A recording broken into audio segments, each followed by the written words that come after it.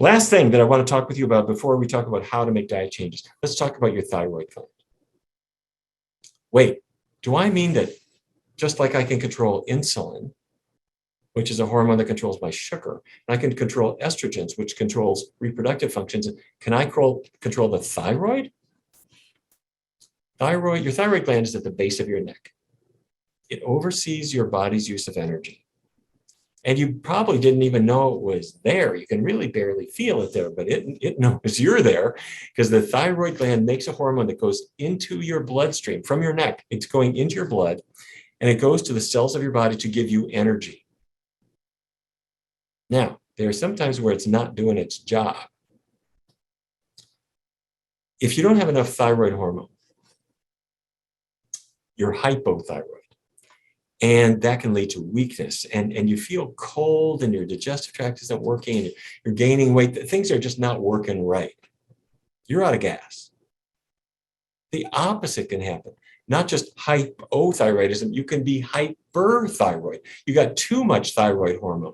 And there you can have weight loss, a rapid pulse, you're revved up, you can't sleep, something's really in overdrive.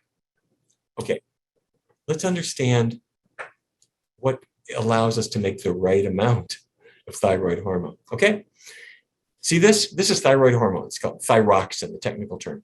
And those purple little atoms there, that's iodine. Iodine comes from the Greek word iodase, which means purple, okay? Iodine is essential. If you don't have iodine, you can't make thyroid hormone. Well, where do I find it? I don't need much. I need 150 micrograms a day. Where am I going to get it? Well, of course, it's in iodized salt.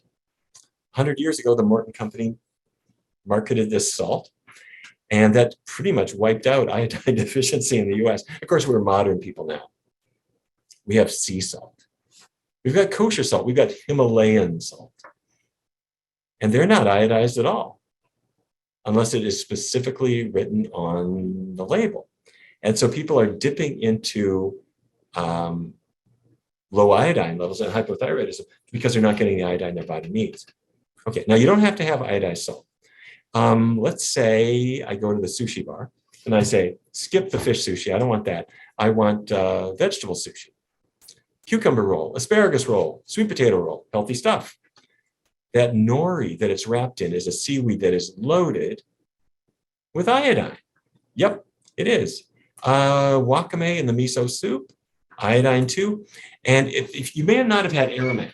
Arame is a really fine seaweed. And if you have a copy of Your Body in Balance and you haven't yet tried the cucumber arame salad, out of this world delicious. You just take a cucumber and you slice it really thin. And you put a little bit of salt on it, a little bit of a seasoned rice vinegar. You can put some soybeans on if you want, a little bit of the arame on there. On a hot summer day, it's the most light, delicious salad you've ever had, or appetizer if you want to think of it that way. But you're getting the iodine from the arame. It goes into your bloodstream, and your thyroid says, thank you, I think I can make the hormone now. Now, I got a caution for you. If you buy kombu or hijiki, those are two seaweeds that are kind of popular, but kombu is really high in iodine.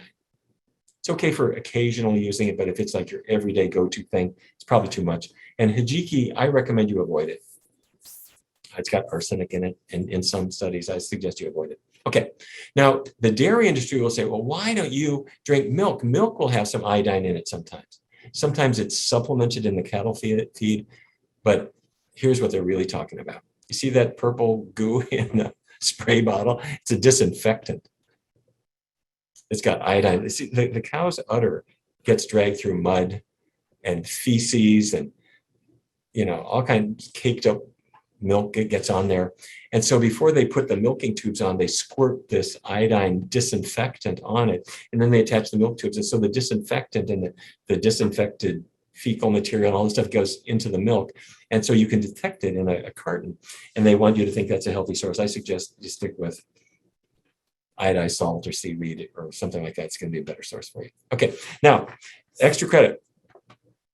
You do need iodine. You need some. You do not need a lot. I mentioned 150 micrograms per day. Don't overdo it. You don't want too little. You don't want too much. But you also need to be aware that there are things called thyroid antibodies. This is actually the main cause of thyroid disease in the US.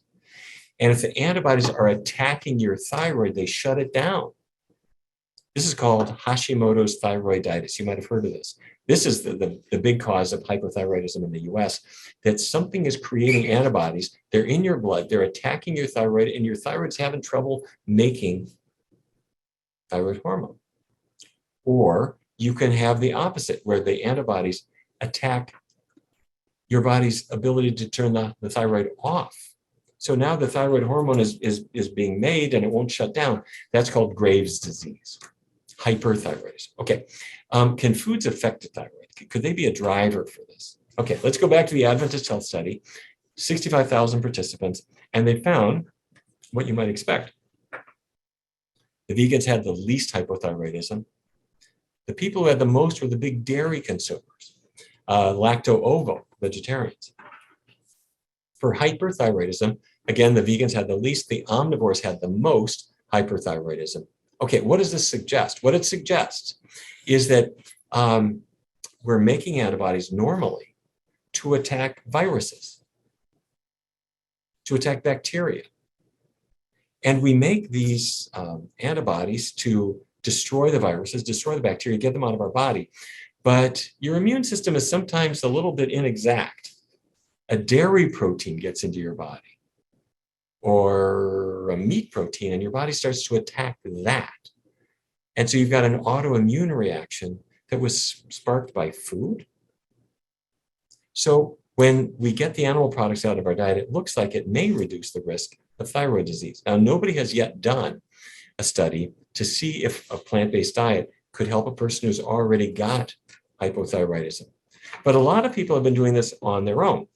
And let me share with you, this is Nancy. Nancy was 49. She was an accountant. She had hypothyroidism since she was 19, and she was treated with levothyroxine. Still, she was overweight, she was tired, she was sensitive to cold, and her weight went up to 265, and her cholesterol had exactly the same number. She heard about the diet approach, decided to give it a try, and her weight went down to 150, and her cholesterol dropped as well. And her physician stopped her levothyroxine, and she's now euthyroid, meaning she's got normal, healthy thyroid levels without taking the supplement. And she's looking great, and she's got her, she got rid of that excess weight. She's got her energy back. So she took this picture when she did her 5K. Okay, so if you want to try this yourself, let your doctor know you're doing it. Don't cancel your doctor's appointment. Don't throw your pills in the trash. Take your doctor's advice, but say to your doctor, I'm changing my diet. Would you monitor me as I go along? Your doctor will say, great. And a vegan diet is, every doctor loves it because it's the healthiest way of going. But as time goes on, see how you do. I don't know if this will help everybody or not. No one has yet done a randomized trial of vegan diets and hypothyroidism. I hope that happens soon.